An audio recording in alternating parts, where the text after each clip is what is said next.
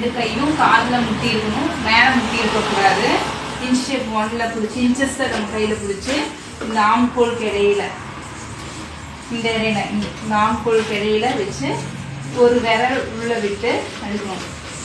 31. இதுதான் மார்பு சுற்றுறது. அப்படியே கீழே இறக்கி இடுப்பு கட்டை நம்ம எவ்வளோ ஹைட் வேணுமோ அதே மாதிரி தான் கை பொசிஷன் இருக்கணும். இடுப்பு கட்டை கீழே இறக்கி அதே மாதிரி இந்த ஒரு விரல் உள்ள விட்டு எடுக்கணும்.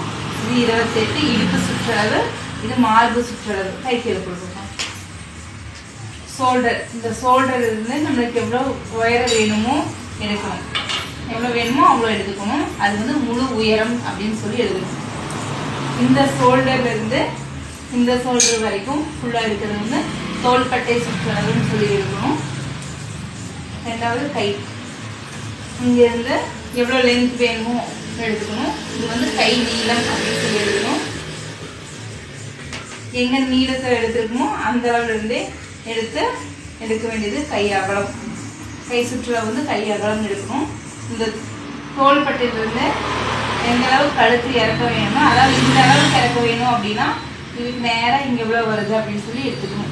நார்மல் சின்ன பசங்கன்னா 7 இருந்தால் போதும், பெரியவங்கன்னா 8 இருந்தால் போதும்.